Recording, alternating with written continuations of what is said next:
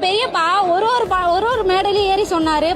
என்ன சொன்னாரு? கட்சிக்கார எல்லார்கிட்டயும் திரள் நிதி பிச்சை எடுன்னு சொன்னாரா?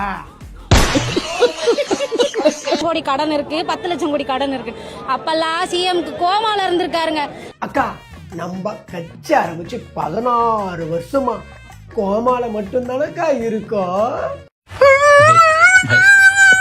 முதலமைச்சர் பதவி ஏற்கிற ஷோல அது ஷோ தான் ஆக்சுவலா. ஏன்னா அது பதவி ஏற்பு இல்ல, அங்க நடந்தது ஷோ. அக்கா, ஜெயிச்சு உள்ள போனவங்களுக்கு தான்க்கா தெரியும் அது பதவி ஏற்பு விழான்னு. கட்சி ஆரம்பிச்சிருந்து ஒரு சீட்டு கூட ஜெயிக்க துப்பு இல்லாம வெறும் ஷோக்கு மட்டும் கட்சி நடத்துறவங்களுக்கு அது ஷோ மாதிரி தானக்கா தெரியும். ஐயோ, இது வேற ஒரு கொடுமை. ஒரு 6 மாசம் டைம் கொடுங்க, 6 மாசம் டைம் கொடுங்க. அப்ப பொறுமையா 5 வருஷம் கழிச்சே வந்திருக்கலாம்ல, நல்லா டைம் எடுத்து. நாங்க 5 வருஷம் கழிச்சு வந்ததா மட்டும் நீங்க ஜெயிச்சுட்டு இருப்பீங்களாக்கா? 5 வருஷம் இல்ல, 50 வருஷம் கழிச்சு வந்தாலும் நீங்க ஒரு சீட்டு கூட ஜெயிக்க மாட்டீங்க. ஆளுநர் என்னமா சொல்றாரு? தமிழ்நாட்டுல முதலமைச்சர் ஆகணும்னா 118 சீட்டு தேவை, ஆனா நாம் தமிழ் ஒரு சீட்டு ஜெயிக்க சொல்லி முதலமைச்சர் ஆக்கிடுறேன் அப்படின்னு சொல்றாருக்கா.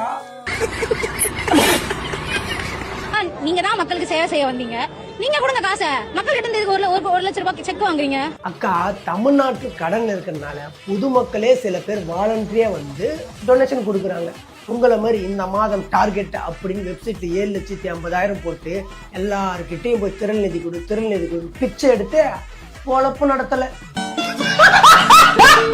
என் அன்பு மக்களே